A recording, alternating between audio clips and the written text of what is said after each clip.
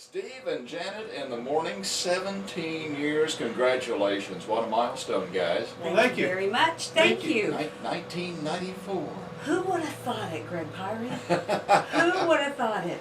You know, you guys listed off some of the things in 94 that was going on, like the Super Bowl win for the Dallas Cowboys and other interesting things. I also found out that was the same year that the channel was completed that linked England and France. So, Steve and Janet went on the air linking what and what? Linking Oklahoma to the Ozarks. Okay, that's a nice start. Steve? Broadway to hillbillies. I don't know. I got nothing. Yeah, it's all right. I got nothing. Common sense to hello. You know, I think the sugar and spice thing has been what has really played well on Steve and Janet for all these years. And I've grown tired of being the sugary. And you know what? I don't drink Old Spice anymore. Oh, you've given up on that. That reminds me here. I would like to clear up a few misconceptions. One of which is? Bad for your health. I do not. I don't either. Not smoke. Especially these candy canes. And I'm not nearly the lush that Steve makes me out to be. Not nearly. No, she has learned to control it. You guys give her a mint, you can't even tell she's been drinking sometimes. You guys play this wonderful role on the radio every morning, and you do it before the rest of the blue-eyed world even gets up. How do you prepare for it every day? What time does your alarm go off? 4 o'clock. And what do you do at that moment? Well, I've been trying to walk closer with the Lord, so I've cleaned up my language when the alarm goes off at 4 o'clock.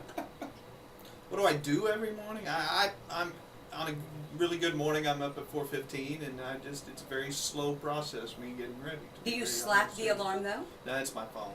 It's your phone? Yeah. You slap your phone? Sometimes when I'm trying to find the phone. Does your wife slap you? Yeah, he's supposed to be asking me excuse questions. me. That's Janet, what happens? You know, how does your day begin? After 17 years of carrying him, I still feel like I need to throw him one and reel him in. So, but I have 2 alarms, and they are battery operated. Do not count on the electricity. No offense to the electricity, but you know, it's the Ozarks. Sometimes it goes out. And so I have 2 alarms, and I'm a snoozer. I slap it. I wake up sometimes with my face on the clock, and can you read the time? What time? The guy in the department store goes, ma'am, you really need to leave. But Greg, I have a theater background. I have a nighttime background. So to do the early morning show is really a challenge for me. But I do love the mornings. And that's one of the things Steve said a long time ago. You know, I enjoy this time of day. I never knew that time of day before, unless I was just kind of driving in. But anyway. You found the other 6 o'clock. Exactly. But Greg, to answer your question, I've been preparing this my entire life. Really? Yeah. Got me kicked out of a lot of study halls. I had to write a number of sentences for it, but I was always preparing for this opportunity. You always have the gift for the quick comeback, Steve, and did that ever get you in trouble, or really in trouble in school? Yes, it did. It really did? Yes, it did. Yeah. It was a different time, you know, back however many years. I graduated in '82, so it was a different time back then, and I would be in some serious trouble right now.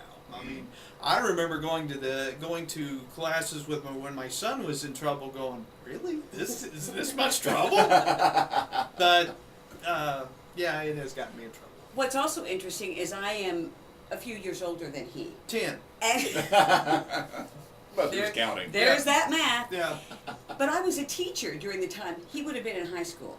Right. So I was not a teacher in the Ozarks, but had I have been, I would have possibly been one of his teachers. And that would have gone real short with me. you would have gone to the principal's office. Oh yeah. Oh yeah. We would have believed in the licks. The paddling would happen. Got a few of those. I'm saying. Yeah. Now you alluded to something, and I don't want to get into uncomfortable territory, but you're not the tallest person on staff, No. and sometimes that comes to light during the Steve and Janet show. Right, right. And I've never had a problem with that. In fact, one of my, we've all worked around short, complex people before.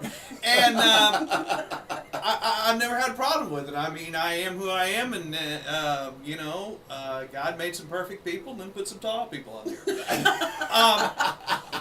But it's never really bothered me. And I have to say that my partner from time to time will take some shots, but it's never been a crutch. So God bless you for that. And I really don't think of him as being that short. Mm-hmm. Maybe that's silly, that's stupid, or but not that short.